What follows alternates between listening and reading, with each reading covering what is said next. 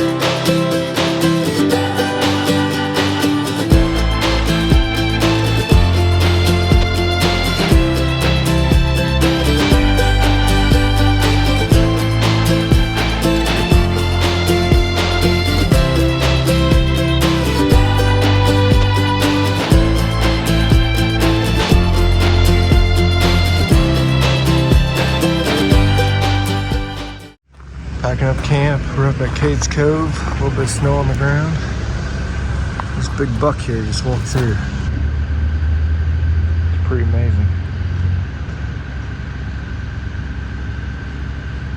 Good news is we haven't seen a bear yet. We're just packing up camp. So, gotta take up the awning, pack up the kitchen the rest of the way. We already did some cleaning.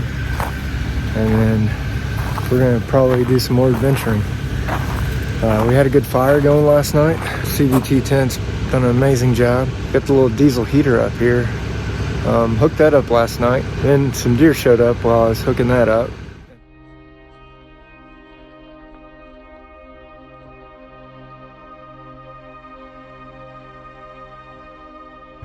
So guys, we had to take a little intermission of setting up the tent because a family of deer decided to join us. Literally right there, 6 feet from the Jeep. We're not supposed to approach him. And that guy right there, that is definitely big trophy. He's getting it. Look back here. There's a little boy right there. Little 4-point. These guys are literally set up right at our camp spot.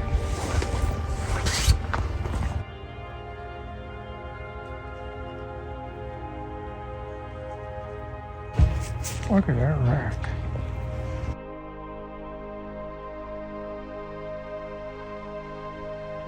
A big rack.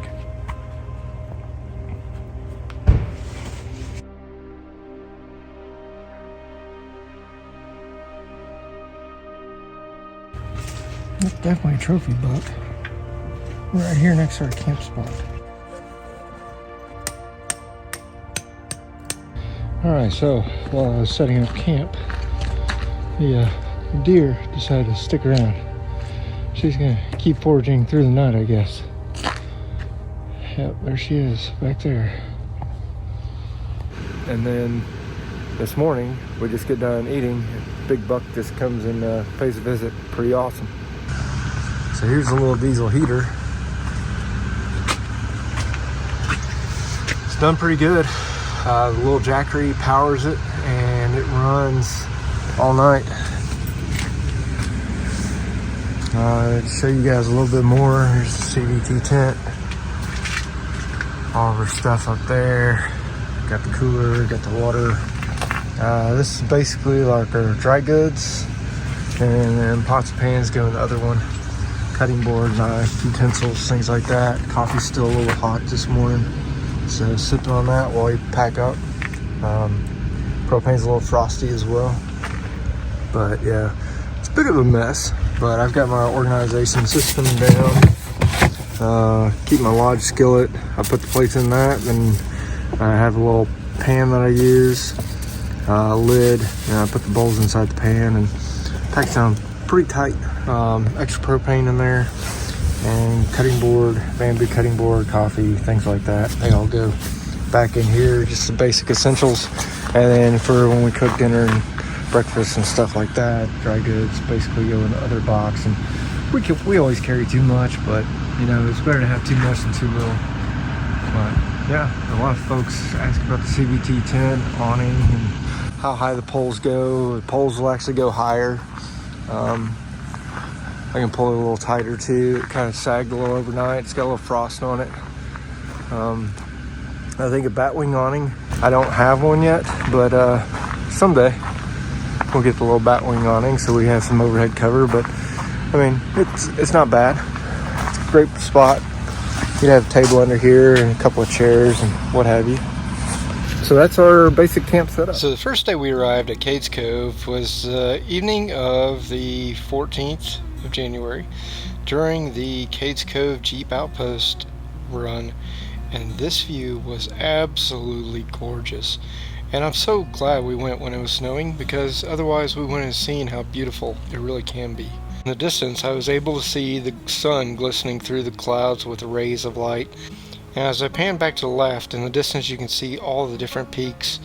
But here, inside of cadescove, is actually the horseback shelter, where a lot of people, I guess, come and do horseback riding during the summer and spring months.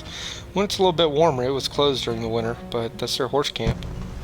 So we took off on the road in the Jeep, and it was absolutely a beautiful drive.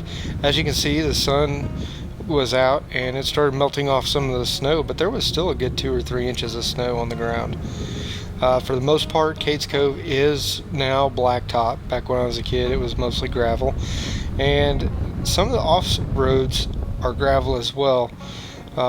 Just some panoramic shots. As you can see, the only thing we really saw as far as wildlife, we were a bit disappointed. We did not see any bears, but we did see plenty of deer, and big healthy deer, small families of deer all over the place. But for the most part, the snow made it absolutely a winter paradise. There are also lots of photographers out there with their long distance lenses, so you can really zoom in on the wildlife while they're out there grazing in the fields. Both sides you have various pastures, and this area dates back to the late 1800s. There's a couple different churches up here, cabins, and all kinds of trails to explore, so you could spend a solid week up here with your family checking out the different sites and side trails. But for the most part, we made a 2-day trip of it. The first day was snow, and the second day was mostly most of the snow had melted off, but it was still beautiful. So within the first mile of entering cadescove, there is a low water crossing. So I don't advise bringing a small Honda or something that, you know, you could drown the engine.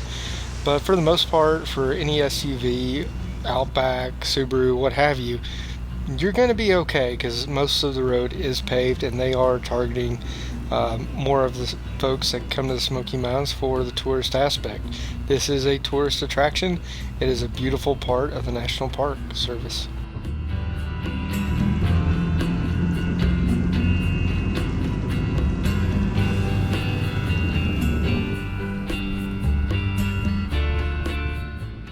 So we did venture down some of the side roads, and this buck was right next to the road, and he was just grazing away on acorns. He was not as big as the one we saw at camp, but there's lots of deer up here. Some people just kept on driving, but there's plenty of pull-offs. If you see something at the park, do the right thing. Pull off to the side and be courteous of other drivers. If you got a more capable vehicle, move over to the ditch. That way the passenger vehicles can get around you. To me, it's always amazing. There's lots of pull-offs like this, lots of trails, but if you look at this fence, you know, this was made back before man really had a whole lot of stuff. All these fences would have been cut and built by hand back in the 1800s using nothing more than maybe a 2-person saw, an axe, and a lot of hard work. And another thing to consider is if you're a videographer or you like taking video while you drive or anything, be courteous. Let the people that want to get through and just traveling from site A to B, let them pass you. Don't hold up traffic because you want to film something. Once again, there's lots of room to pull off. lots of places to stop.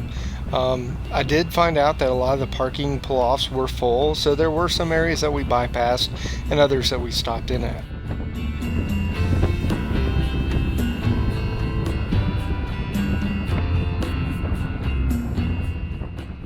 Some of the views around here, though, were absolutely amazing. Seeing the mountains in the distance, all the snow-covered peaks. You don't see a lot of snow in the south like you do out in the Midwest or up north. And so being high up in the Smoky Mountains, you do get some snow throughout the year. And I'm telling you guys, it is truly a blessing that we got to see this once again.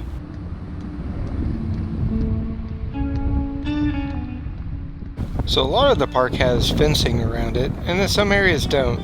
Just because it's open, that doesn't mean you can take your vehicle and drive down there. Stay on the trail and observe from a distance. I mean, you shouldn't be approaching wildlife. You can get out, you can walk through the fields, but do the responsible thing. This is not an off-road park or anything. Stick to the trail and enjoy the views. So not everything is paved, and there are a couple of gravel roads, across the park, and basically they're a good place to kind of pull off and observe the wildlife, as well as there's a church down this road, which is really neat. We'll take a look at that in just a moment. So this is the old Baptist church. There's a couple of different churches here. We drive past the Methodist church. But if you think about it, back during the early settlements and early years within the United States, the church was the main place of social gathering in the South. And this church is very much like it was when it was originally built. So as you can see, wood floors, wood walls, and wood ceilings. Fairly well insulated. Only light is all natural light coming in. There's no electricity or anything. And up front, you've got the pulpit and the bench where everybody would talk, choir would sit and sing. So in the back corner of this church was a small hole in the ceiling, and that's where someone would go over there, climb up, and ring the bell for everybody to come to church up in the steeple. So as you can see, the roof is actually in really good shape, and they take good care of this. So after we left the Baptist church, we went back out to the main road, and we passed a Methodist church on the right side.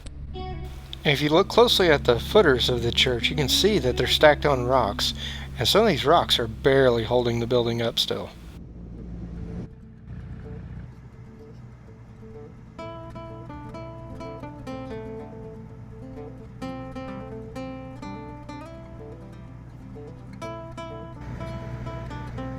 So this was another bypass road, a little bit of gravel, a few potholes, but look at these views. I mean, it's absolutely beautiful with the snow covering and the woods and everything else. It's just absolutely beautiful. There's so much to see. I decided to play around a little bit with the GoPro, just get some different angles.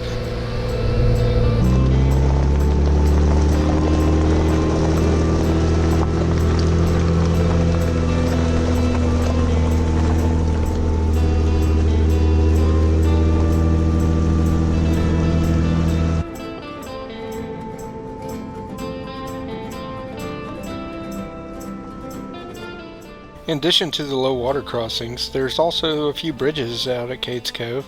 This one's pretty neat, and you can't really see it in this picture, but they laid the beams at an angle to spread the weight evenly across. And it's got the guardrails there, which are simply made of wood. It's very period centric, and they try to keep to the period throughout the park.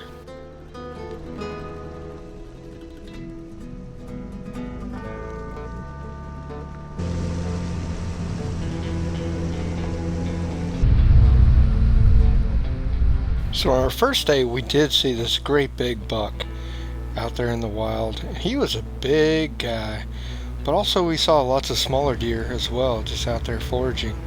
Lots of good photos. Definitely foraging through the snow, trying to build up some winter weight.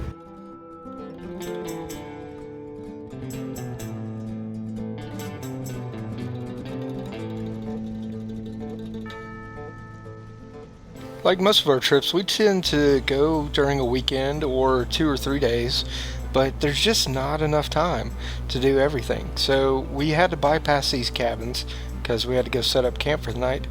but I could not get over how beautiful these snow-capped views were, with all the valley there in the middle, right inside of Cades Cove.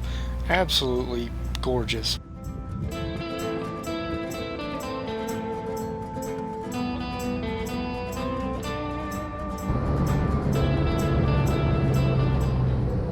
By day 2, the snow had mostly melted off, and so we decided to take another quick tour around Cades Cove just to see what we could find. And we also saw lots of deer this day as well. As you can see, clear skies, clear mountains, and it's absolutely beautiful once again.